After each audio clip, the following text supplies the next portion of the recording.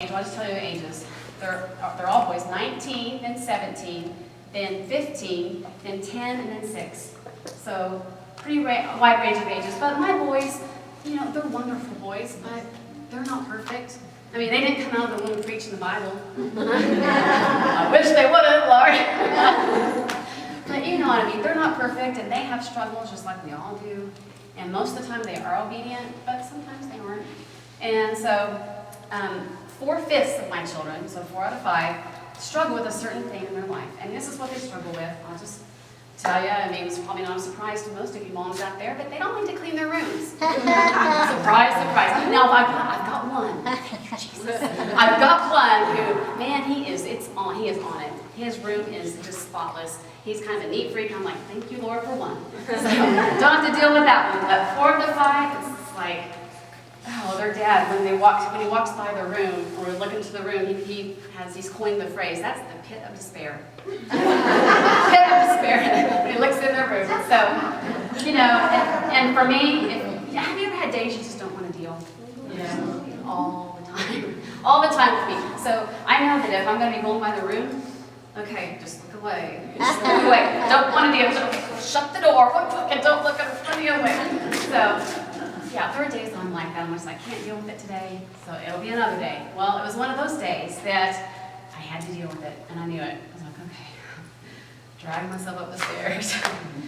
Go to the 2 little boys room now. I've got the two little ones. They're the best of buddies.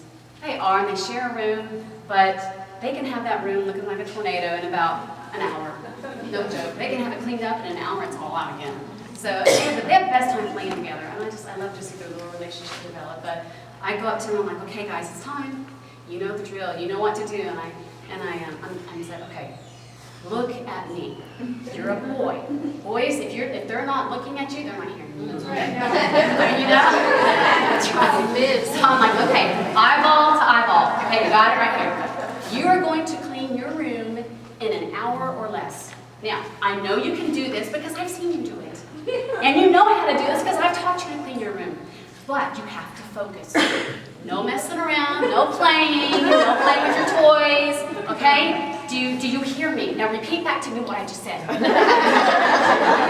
it back so I know that you heard me. So they repeated back, yeah, Mom, yeah, okay. Okay, so good. They heard me intelligently. Okay, I'm going to go on and let them do their thing. I go downstairs and doing my thing down there, and not 5 minutes later, I hear this giggling, goofing on. And it's the 6th sense that we moms have, right? We know they're not cleaning up. It's pretty obvious, actually, but I like to think of it as my 6th sense, so I march myself upstairs, and sure enough, there they are, playing, not cleaning the room, and see, they know the consequences of what Mom says. There are going to be consequences later if you don't do what Mom says. And they were very well aware of that. It's called discipline. And discipline is not pleasant at the moment. And it's meant to be that way. Right? To help them in character training and obedience. It's called parenting.